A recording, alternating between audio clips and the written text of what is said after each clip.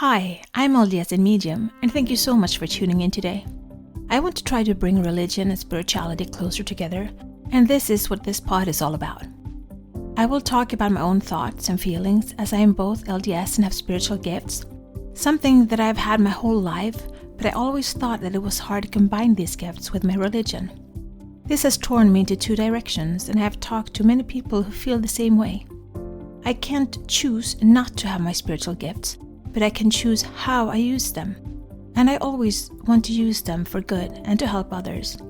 I believe my heavenly parents gave them to me for a reason. So, this is me. Join my quest for knowledge. So I got this talk from the service missionary who has served in our ward for the past 6 months and will go back to the States to serve the rest of his mission there. I thought it was an amazing talk, so I asked if I could use it. So thanks to you, Elder Johnson. He talks about 5 things he has learned during his mission, so I just want to talk about it and what came to me as I was listening to him give the talk. 1. The Lord's timing is not our timing, and He knows more than we do always. Secondly, the Lord places the people we need in our lives. 3rd, trials and tribulations are gifts from God, not punishments. 4. Everyone's perspective should be appreciated. 5.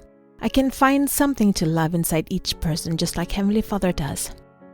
So let's start with the first principle, that the Lord's timing is not ours. We all know the saying, it will happen in divine timing. I've heard it so many times in the past 3 years, it annoys me. But I've started to realize that the saying divine timing is the moment when everything aligns precisely right.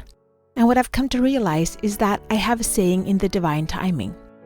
If I do my part in my aligning, it might go faster. But the other party needs to do their part too. It's when 2 persons have done the work and are put in each other's path at the right time, in the right place, or the right job, or any opportunity. The thing is that if we are not ready for whatever is coming, we might miss it and not see it. So it's up to us to work on ourselves, aligning ourselves to the plan God has for us. If we don't, the divine timing can seem very far off. Secondly, the Lord places the people we need in our lives, and that is so true. When I lived in another ward as a newlywed, I got to meet this investigator young woman. I got to know her very well, and from the first moment our eyes met, we just clicked.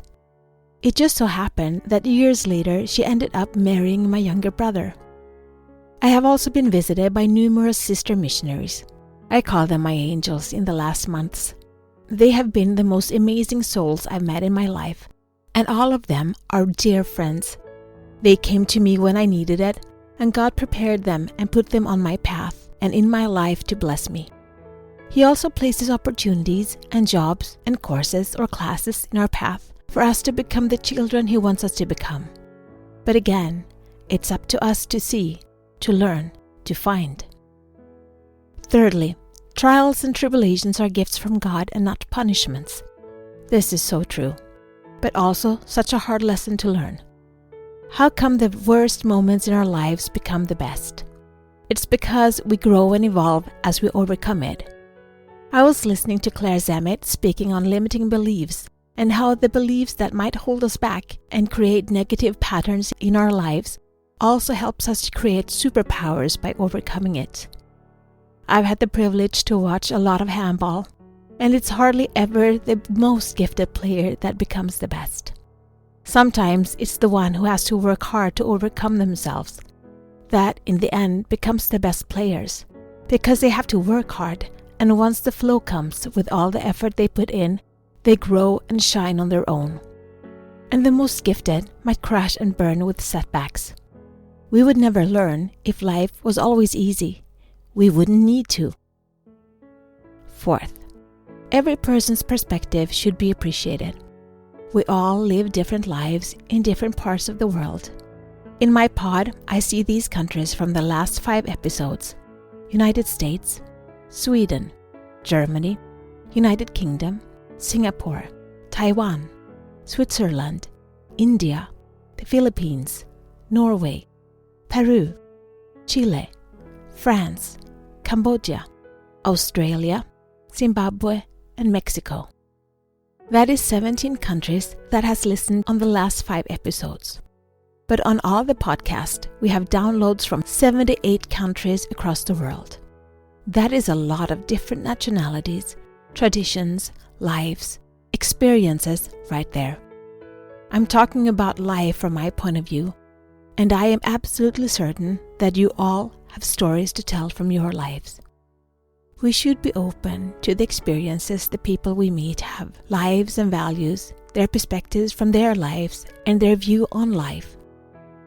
Quote, "We have no understanding for what other people are going through, but if we look at it from their perspective, we can better understand why people act as they do. That is how we best can be like Christ and love one another." End of quote. We should never judge, even though I sometimes read the energy and find out what people are trying to hide. It only makes me humble, because I can feel their pain. And in overcoming it, they have learned valuable lessons from life that we all can learn from, which leads to the 5th lesson, which is that we can find something to love in all people just like Heavenly Father do. This one is hard because sometimes people hurt you bad, and to find things to love in them, let's say, it would be easier to hold on to the pain and anger than to let go, forgive, and to find love for them. Every single person on this earth was a loved brother and sister in the pre-existence. Everyone was in the battle of heaven and fought for the right to come here and to experience life on earth. They have just forgotten about it, but they are trying to live the best they can. We, who remember, should show love and patience with the ones who are not as blessed in knowing the gospel and the why we are here, where we come from, and where we are going. I must be honest, I struggle with this. I love all people, but I don't necessarily like them. I guess my kind of introverted personality likes to be with one person at a time. Lots of people make me drained or exhausted, but I still love them and respect them as sons and daughters of God. I need to love them as that, but not feel like I'm responsible to save everyone by myself. They will come when they are ready. We should not argue the church truth. It needs to resonate within them, and that means they need to be ready and high in vibration. We should just show unconditional love and support and try to be the best person we can be. Had we been perfect, we would have been taken back. So I know I need lots of time for improvement. But I must also love and respect myself and not be hard on myself as I do my best every day. So thank you again, Elder Johnson, for inspiring me with your talk and for gracing us with your service. I promise I would give him the credits. Until next time, be the light, share the light, spread the light, and shine. This is my journey. Thank you so much for keeping me company today.